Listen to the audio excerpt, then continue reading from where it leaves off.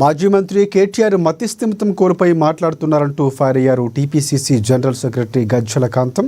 ఇక తెలంగాణ ప్రజాస్వామ్యంపై కేసీఆర్కి చిత్తశుద్ధి ఉంటే అసెంబ్లీ సమావేశాల్లో మాట్లాడాలన్నారు.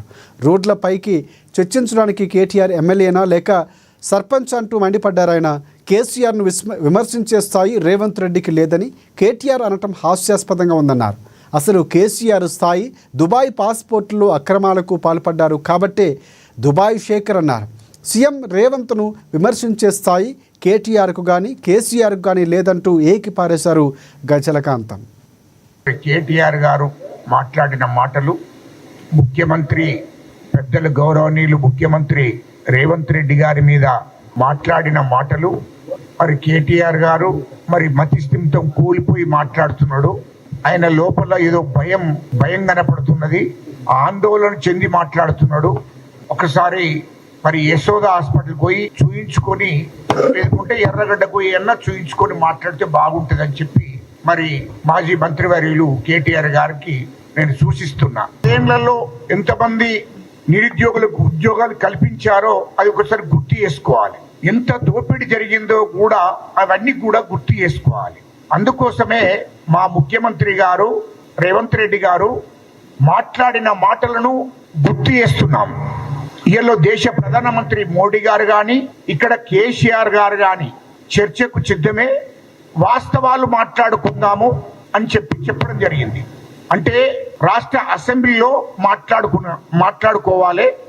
అది కేసీఆర్ గారు స్పీకర్కు లేఖ రాసి ప్రత్యేక అసెంబ్లీ సమావేశాలు ఏర్పాటు చేయండి అని చెప్పి స్పీకర్కు లేఖ రాసి స్పీకర్ దాన్ని ఆమోదించినాక తర్వాత స్పీకర్ గారు సమావేశం ఎప్పుడు ఏర్పాటు చేస్తారని డేటు డిక్లేర్ చేస్తాడు.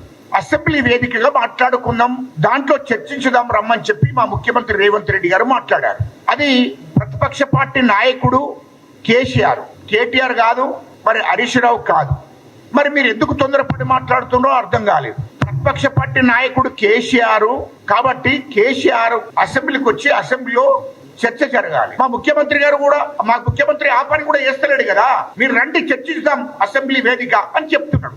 ఇక కేటీఆర్ ఏమంటున్నాడు, సోమాజిగూడ ప్రెస్ క్లబ్ లో ప్రెస్ మీట్ పెట్టి సోమాజిగూడ ప్రెస్ క్లబ్ లో అక్కడ చర్చిద్దాం, లేకుంటే ఇంకో గల్లీలో చర్చిద్దాం. అది వేదిక కాదు కదా. తెలంగాణ ప్రజలు ఎమ్మెల్యేగా ఎన్నుకున్నది ఎందుకోసము? కేటీఆర్ గారు నిన్ను ఎమ్మెల్యేగా ఎన్నుకున్నది ఎందుకోసము? నీ కోట్లేసి ఎమ్మెల్యేగా ఎన్నుకున్నది ఎందుకోసము? అసెంబ్లీకి పోయి అసెంబ్లీలో ప్రజల గురించి, అంటే మా కాన్స్టిట్యూన్సీ ప్రజల గురించి, రాష్ట్ర ప్రజల గురించి చర్చించమని మాట్లాడాలని చెప్పి ఎన్నుకున్నారు.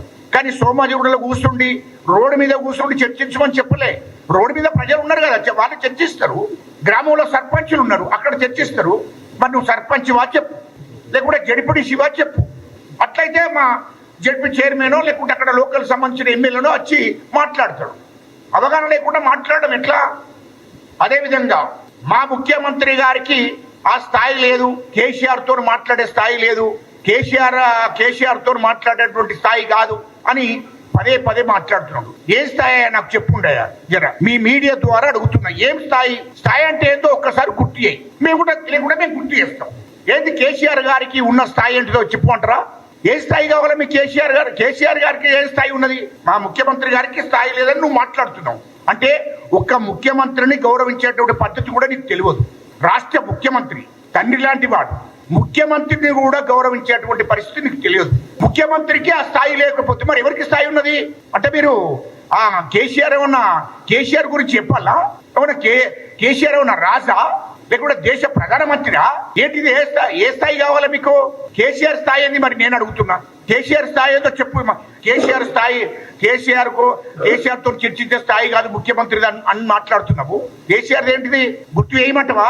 గతంలో కేసీఆర్ ఏంటిది? దుబాయ్ ఫైరోగులు చేశాడు. గుర్తు చేస్తున్నా నేను. దుబాయ్ ఫైరోగుదారు దుబాయ్కి వందల మందిని ఎస్సీలను, ఎస్టీలను, చిన్న కులాలను, బీసీలను దుబాయ్కి పంపిస్తని ఫైరోగులు చేశాడు. వందలాది మందిని ఫైరోగులు చేసి వాళ్ళు కాయ కష్టం చేసి 100, 200, 10,000, 20,000 తీసుకొచ్చి ఇస్తే వాళ్ళను కూడా మోసం చేశాడు.